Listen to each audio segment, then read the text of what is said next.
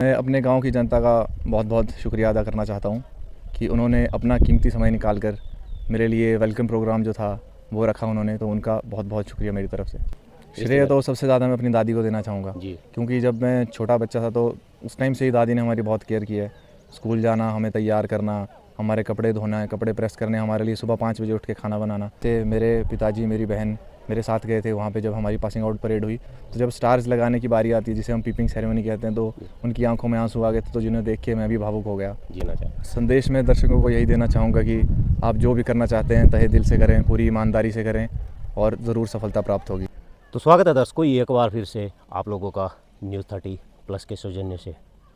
और इस वक्त हमारे साथ उदित पालसरा, जो कि अपना लेफ्टिनेंट प्रशिक्षण रहता है वो पूरा करके आए हैं और यहाँ पर डोहण गांव जो कि पड़ता है इनका उपमंडल कोटली के अंतर्गत, यहाँ हमारे कोटली एक्स आर्मी लीग और यहाँ के स्थानीय निवासियों ने इनका जोरदार तरीके से स्वागत भी किया, जो कि अपना 1.5 वर्ष का प्रशिक्षण का कार्यकाल पूरा करके यहाँ आए और अपने कुल देवता पिजुपाल देव जी से भी इन्होंने आशीर्वाद लिया।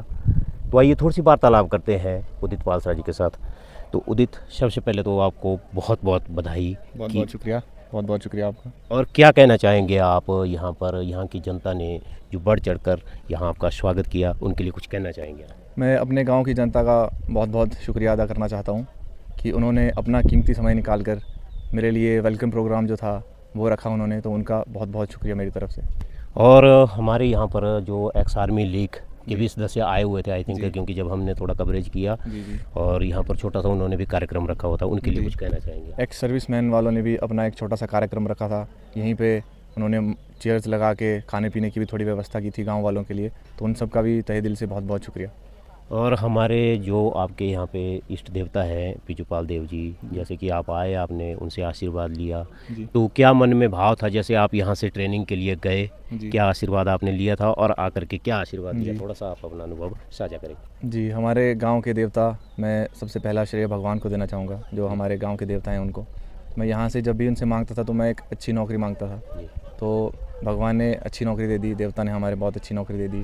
और जाने से पहले मैंने विश की थी कि कुछ प्रोग्राम करेंगे जिसको हम जातर बोलते हैं अपनी भाषा में, वो करेंगे आने पे। तो वो आज किया हमने प्रोग्राम देवता के पास, बहुत अच्छा लगा।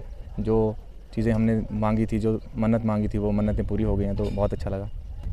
और क्योंकि पहले भी हमारी आपके साथ थोड़ी सी वार्ता हुई थी यहाँ के मतलब एंट्रांस जो एग्ज़ाम को लेकर के, उसके लिए थोड़ा सा युवाओं को अगर आप दोबारा से एक रिमाइंड बता सके कि दिनचर्या किस तरह से और कैसे आप तैयारी करते थे? जी, सबसे पहले तो आपको एग्ज़ाम का पता करना है कि कौन सा एग्ज़ाम आप देना चाहते हो और उसके लिए क्या क्या सिलेबस होगा, क्या क्या पढ़ने की आपको ज़रूरत है।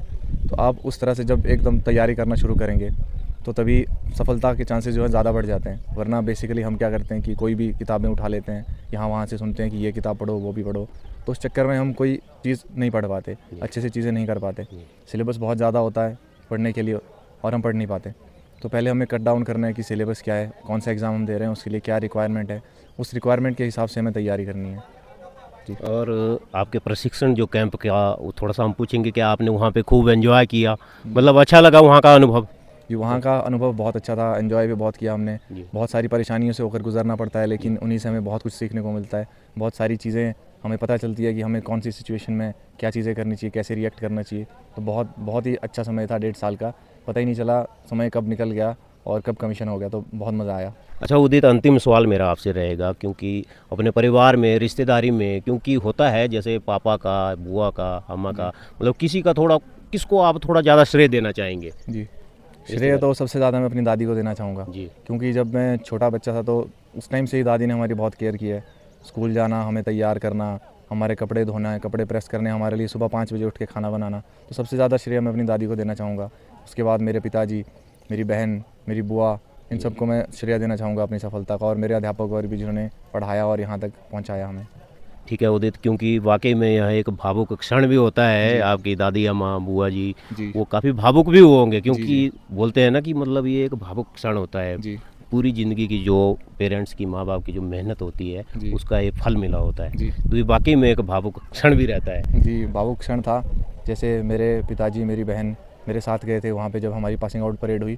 तो जब स्टार्स लगाने की बारी आती है, जिसे हम पीपिंग सेरेमनी कहते हैं, तो उनकी आंखों में आंसू आ गए थे, तो जिन्हें देख के मैं भी भावुक हो गया। जी हाँ, जी। वही बात है। और उदित, जिस तरह से यहाँ पर, क्योंकि हमने देखा यहाँ के स्थानीय लोगों ने आपका स्वागत किया, जी। तो हमें लगता है कि पूरे गांववासी और इलाकावासी आपके लिए आशीर्वाद रखेंगे कि आप सेना में उच्च से उच्च पद को हासिल करें।